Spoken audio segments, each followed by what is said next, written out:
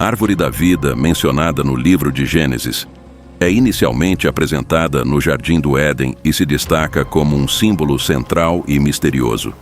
Em Gênesis 2:9, está registrado que o Senhor Deus fez brotar do solo toda árvore agradável à vista e boa para alimento, incluindo a árvore da vida no meio do jardim. Esta árvore, distinta das demais no jardim, ocupa um lugar especial na narrativa bíblica. Ela não é apenas parte da beleza deslumbrante do Éden, mas também simboliza a intenção de Deus para a imortalidade, uma vida atemporal e bem-estar para a humanidade. Assim, a árvore da vida não é apenas uma entidade física, mas também uma representação da abundante provisão de Deus e da possibilidade de vida eterna. Ela se estende ao conceito de imortalidade e provisão divina, sendo um testemunho da vida que Deus destinou a Adão e Eva. Uma vida sem morte, em perfeita harmonia com o ambiente e o Criador. A presença dessa árvore no Jardim do Éden indica que a imortalidade estava ao alcance da humanidade, oferecida como um presente de Deus. A árvore da vida representa mais do que simples sustento. Ela simboliza uma vida sustentada pelo divino, transcendendo o reino físico. Isso se torna ainda mais evidente ao considerarmos o contexto da queda do homem. A narrativa da desobediência de Adão e Eva, que resultou em seu exílio do jardim, está intimamente ligada à árvore da vida. A história da expulsão de Adão e Eva do Jardim do Éden, que inclui a árvore da vida, é um momento crucial na história da criação, destacando temas de tentação, desobediência e a perda das bênçãos divinas. No Jardim do Éden, conforme descrito no livro de Gênesis, Deus colocou Adão e Eva no meio de diversas árvores, incluindo a árvore da vida e a árvore do conhecimento do bem e do mal. Deus os instruiu, como registrado em Gênesis 2:16-17, a comer livremente de todas as árvores do jardim, exceto da árvore do conhecimento do bem e do mal, advertindo que ao comer dela, certamente morreriam. A árvore da vida permaneceu no jardim como um símbolo significativo. Como símbolo da vida eterna, no entanto, a serpente, descrita como a mais astuta de todos os animais selvagens, tentou Eva a comer o fruto da árvore do conhecimento do bem e do mal. Eva cedeu à tentação e comeu o fruto, compartilhando-o depois com Adão, que estava com ela. Ao fazer isso, quebraram a regra de Deus, conforme mencionado em Gênesis 3:6.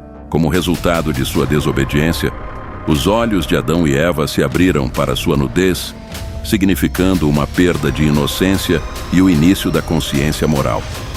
Deus, ao descobrir a desobediência deles a 0303, pronunciou julgamentos sobre a serpente, Eva e Adão, incluindo as dores do parto e o labor na terra para sustento. Mais significativamente, em Gênesis 3:22-23, Deus disse: "Eis que o homem se tornou como um de nós, conhecendo o bem e o mal. Agora, não aconteça que estenda a mão, tome também da árvore da vida e coma e viva para sempre." Portanto, o Senhor Deus os expulsou do Jardim do Éden. Este ato de banimento do Jardim do Éden significou que Adão e Eva não tinham mais acesso à árvore da vida a 0343. Essa lei simbolizava a negação do fácil acesso à vida eterna e à comunhão ininterrupta com Deus que eles desfrutavam. Assim, a árvore da vida, uma vez ao alcance na beleza do Éden, tornou-se um símbolo distante do que foi perdido devido à desobediência. Ela permanecia como um lembrete da vida que poderia ter sido se tivessem permanecido obedientes ao comando de Deus. A história do pecado de Adão e Eva e do subsequente banimento da árvore da vida é uma narrativa fundamental sobre as consequências da desobediência e a perda da comunhão divina. Quanto aos querubins e à árvore da vida, após Adão e Eva serem expulsos do Jardim do Éden, Deus colocou querubins e uma espada flamejante giratória para guardar o caminho até a árvore da vida. Gênesis 3:24. Deus estabeleceu permanentemente os querubins e a espada no leste do Jardim do Éden para proteger o acesso à árvore da vida. Os querubins são a primeira hierarquia angelical mencionada na Bíblia, imediatamente após a queda de Adão e Eva. Tornou-se fútil para Adão e Eva esperar retidão, vida e felicidade sob a primeira aliança que fizeram com Deus, pois estava irremediavelmente quebrada e nenhum benefício poderia mais ser obtido dela. Este é o último relato histórico do Jardim do Éden na Bíblia. Deus designou um destacamento de querubins para a função específica de proteger o acesso à árvore da vida. Adão estava proibido de se aproximar da árvore da vida por meio de força ou astúcia, pois ninguém pode ultrapassar um anjo em guarda. Estamos agora em 3 capítulos da Bíblia e aqui encontramos o grande propósito desses anjos. É verdadeiramente fascinante refletir sobre a emoção que deve ter preenchido Adão quando ele deparou com os querubins pela primeira vez na história humana. Imagine sua surpresa e admiração ao contemplar esses magníficos seres celestiais, ao contrário de qualquer coisa que ele já tinha visto antes. A visão dos querubins teria sido uma experiência transformadora para Adão, deixando uma impressão indelével em sua percepção do mundo ao seu redor. Será que Adão experimentou uma sensação de reverência e admiração ao contemplar a glória e a majestade dos querubins? Ou será que ele sentiu apreensão e medo, sem saber o que esperar dessas criaturas de outro mundo? É possível que seu coração estivesse cheio de uma mistura de ambas as emoções, enquanto lutava para compreender a magnitude do que estava testemunhando. Independentemente das emoções que Adão possa ter sentido, uma coisa é certa: a visão dos querubins deve ter sido uma experiência verdadeiramente inesquecível, que mudou para sempre sua compreensão do universo. É incrível pensar que um evento tão monumental ocorreu há muito, muito tempo, e ainda assim o impacto desse encontro pode ser sentido até hoje. Não é mencionado na Bíblia que os querubins foram designados para manter Adão e seus descendentes eternamente afastados da árvore da vida. Os querubins foram designados para impedir que Adão e Eva acessassem a árvore da vida da mesma forma que costumavam fazer antes de pecar. Por mais que Adão desejasse voltar ao Jardim do Éden, os querubins o lembravam de que ele havia quebrado a lei de Deus. O sumo sacerdote de Israel era permitido entrar no Santo dos Santos uma vez por ano para contemplar o propiciatório, a árvore da vida no Novo Testamento. No Novo Testamento, Jesus não fala diretamente sobre a árvore da vida da mesma forma que é apresentada no Antigo Testamento ou no livro do Apocalipse. A árvore da vida, no contexto dos ensinamentos de Jesus, é mais metafórica e está ligada aos conceitos da vida eterna e do sustento espiritual, que são temas centrais em seus ensinamentos. Jesus frequentemente falava em parábolas e usava metáforas para transmitir verdades espirituais mais profundas. Por exemplo, em João 15:1-5, Jesus diz: "Eu sou a videira verdadeira e meu pai é o agricultor. Eu sou a videira, vocês são os ramos. Se permanecerem em mim e eu em vocês, darão muito fruto. Separados de mim, vocês nada podem fazer." Aqui, a imagem da videira e dos ramos pode ser vista como semelhante à árvore da vida, enfatizando a importância de permanecer conectado a Jesus para o sustento espiritual e a vida. Além disso, o conceito de vida eterna, central para a árvore da vida, é um tema recorrente nos ensinamentos de Jesus. Em João 3,16, um dos versículos mais conhecidos, diz: "Porque Deus amou o mundo de tal maneira que deu o seu Filho unigênito, para que todo o que nele crê não pereça, mas tenha a vida eterna." Aqui Jesus fala sobre a ideia de viver para sempre, semelhante à qualidade de dar vida da árvore da vida. Essa vida eterna pode ser alcançada ao acreditar nele. Embora Jesus não discuta explicitamente a árvore da vida, os temas associados a ela, vida eterna, sustento espiritual e a importância de um relacionamento profundo e sustentador com Deus, estão saturados em seus ensinamentos. Em suas histórias e ensinamentos, Jesus utilizava exemplos com significados semelhantes à árvore da vida, enfatizando a ideia de viver para sempre e encontrar verdadeira felicidade espiritual ao acreditar e permanecer intimamente conectado a Jesus. A árvore da vida, em Apocalipse, o único lugar no Novo Testamento onde a árvore da vida é mencionada é no livro do Apocalipse, e cada vez que é mencionada, a frase tem um significado cósmico e espiritual. Uma promessa é feita em Apocalipse 2:7 de que aquele que vencer comerá dessa árvore, que está situada no paraíso de Deus. Vemos esta árvore fantástica na Nova Terra. Em todo o mundo existem inúmeras cidades que oferecem seu próprio charme único e beleza, cada uma com seu conjunto de atrações e significado cultural. Apesar disso, há uma cidade que ocupa um lugar especial em nossos corações, um lugar para o qual sempre ansiamos retornar ao final de qualquer jornada. Essa cidade é um local de conforto e familiaridade onde sentimos um senso de pertencimento e paz. Curiosamente, a palavra cidade é mencionada 11 vezes ao longo do livro do Apocalipse, especificamente nos capítulos 21 e 22. Essas referências não são meramente figuras de linguagem, mas sim uma clara indicação de um lugar real que está sendo descrito. Essa cidade é onde Deus e seu povo coexistirão em perfeita harmonia e unidade, livres de todas as formas de mal e sofrimento. É um lugar de esperança e promessa, um verdadeiro paraíso que aguarda todos aqueles que creem na palavra de Deus. E como viveremos nessa cidade em nossos corpos fisicamente ressuscitados, precisaremos de uma cidade física para viver. Não é um lugar fantasioso, não é apenas uma ideia, é um lugar real, a cidade do céu, Jerusalém.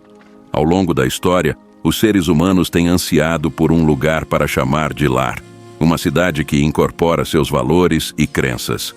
Essa busca por uma cidade pode ser rastreada até os tempos antigos, como exemplificado na história bíblica de Abraão. No capítulo 11 do livro de Hebreus, aprendemos sobre a busca de Abraão por uma cidade cujo construtor e criador era Deus. A Nova Jerusalém é uma cidade no céu, como afirma Apocalipse 21:2. Então eu, João, vi a santa cidade, a Nova Jerusalém, que descia do céu, da parte de Deus, preparada como uma noiva adornada para o seu marido. Vemos em Apocalipse 21:2 que essa cidade santa já estava pronta e desceu do céu, e a frase preparada implica que a Nova Jerusalém já havia sido completada naquele momento. João não diz que viu a Nova Jerusalém sendo criada, ele afirma ter visto a Nova Jerusalém surgindo dos céus. Uma cidade santa será aquela em que nenhuma mentira será proferida, nenhuma palavra malévola será dita, nenhum negócio duvidoso será discutido, nenhuma imagem impura será vista, nenhuma corrupção de vida será manifestada. Será santa porque todos que estiverem nela serão santos. Não se pode entrar na cidade santa a menos que você tenha nascido de novo e tenha ido para o céu. O céu é o lugar da cidade santa. Não apenas é uma cidade santa, mas a Bíblia diz que é um lugar onde os portões são feitos de pérola. Isso não é algo que inventamos, não é folclore. Está diretamente na Bíblia, em Apocalipse 21:12-21. A cidade tinha um muro maciço e alto, com 12 grandes portões. E nos portões estavam posicionados 12 anjos. Sobre os portões estavam escritos os nomes das 12 tribos dos filhos de Israel. No lado leste havia 3 portões. No norte, 3 portões. No sul, 3 portões. E no oeste, 3 portões. O muro da cidade tinha 12 pedras fundamentais, e nelas estavam inscritos os nomes dos 12 apóstolos do Cordeiro, Cristo. Aquele que estava falando comigo tinha uma vara de medição de ouro para medir a cidade, seus portões e seu muro. A cidade era quadrada, com seu comprimento sendo igual à sua largura. Ele mediu a cidade com sua vara, 12.000 estádios, cerca de 2.100 quilômetros. Seu comprimento, largura e altura são iguais. Ele também mediu o muro, 144 cúbitos, cerca de 66 metros, segundo as medidas humanas e também as medidas angelicais. O muro era construído de jaspe, e a cidade era de ouro puro, transparente como cristal claro. As pedras fundamentais do muro da cidade eram adornadas com todo tipo de pedra preciosa: jaspe, safira, calcedônia, esmeralda, sardônio, sárdio, crisólito, berilo, topázio, crisópraso, jacinto e ametista. Os 12 portões eram 12 pérolas. Cada portão separado era de uma única pérola. E a rua, ou a avenida, da cidade era de ouro puro, como cristal transparente. Quando a Bíblia diz que esta cidade reflete luz, não é de nenhuma combustão material, não é de nenhum consumo de combustível. A luz do mundo vem do próprio Cordeiro, e ele será a luz da cidade naquele tempo. Não é de admirar que Paulo tenha descrito nosso futuro dessa maneira. Em 1 Coríntios 2:9, ele disse: "Mas, como está escrito na Escritura, coisas que o olho não viu e o ouvido não ouviu e não subiram ao coração do homem, são as que Deus preparou para aqueles que o amam." Deus preparou algo extraordinário para aqueles que o amam, que o reverenciam com afeto, que o obedecem e que reconhecem com gratidão os benefícios que ele concedeu. Teremos o privilégio de desfrutar do fruto da mesma árvore que proporcionou nutrição a Adão e Eva, os primeiros seres humanos. Esse fruto estará disponível para nós livremente, indicando a bênção daquele tempo. Apocalipse 2:7, Bíblia Amplificada. Aquele que tem ouvidos, ouça e atenda ao que o Espírito diz às igrejas. A quem vencer o mundo através da fé em Jesus como Filho de Deus, concederei o privilégio de comer do fruto da árvore da vida que está no paraíso de Deus. Em Apocalipse 22:1-2, a árvore da vida é representada na visão da Nova Jerusalém. O texto diz: "Então o anjo me mostrou o rio da água da vida, límpido como cristal, que fluía do trono de Deus e do Cordeiro pelo meio da grande rua da cidade. De ambos os lados do rio estava a árvore da vida, que dava 12 colheitas de frutos, dando seu fruto a cada mês, e as folhas da árvore eram para a cura das nações." Essa descrição cria a imagem de uma árvore que sempre concede vida, está repleta de frutos, possui propriedades curativas e fica ao lado de um rio cristalino que emana do trono de Deus. A árvore da vida em Apocalipse representa a vida física, a restauração espiritual e a vida eterna. Sua reaparição no último livro da Bíblia simboliza a restauração completa do que foi perdido no Éden, marcando o fim da maldição do pecado e da morte. A árvore simboliza o vínculo eterno entre Deus e as pessoas, representando a vida eterna que Deus concede aos habitantes da Nova Jerusalém. A localização da árvore da vida na Nova Jerusalém, a cidade celestial, é realmente significativa. Ela é encontrada em ambos os lados do rio da vida, que flui diretamente do trono de Deus. Isso demonstra quão central e significativa a árvore da vida é nessa cidade especial feita por Deus.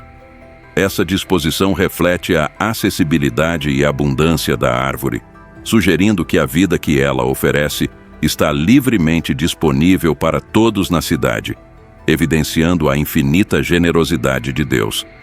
A árvore da vida é descrita como produzindo 12 tipos de frutos, dando uma nova colheita a cada mês. Essa natureza contínua de frutificação ilustra a abundância e diversidade intermináveis das provisões de Deus. Além disso, afirma-se que as folhas da árvore são para a cura das nações. Essa cura não é apenas física, mas representa a reconciliação e restauração de todos os povos. Uma cura das divisões e feridas que têm atormentado a humanidade ao longo da história. Em geral, a representação da árvore da vida em Apocalipse 22:1-2 é rica em imagens.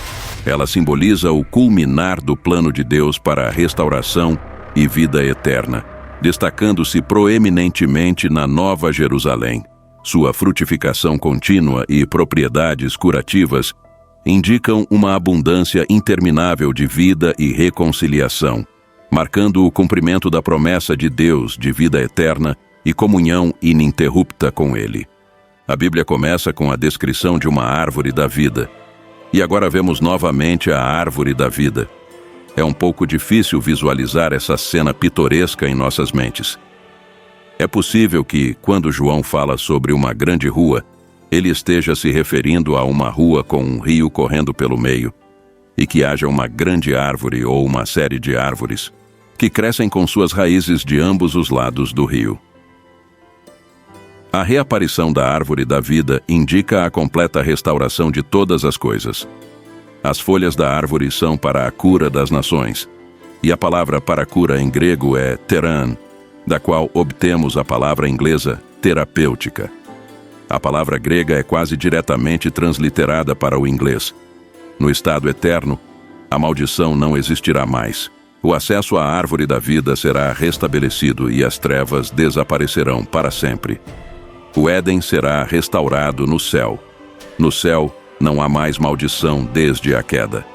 Homem e criação viveram com os efeitos da maldição descrita em Gênesis 3, mas no novo céu e nova terra elas serão eliminadas para sempre.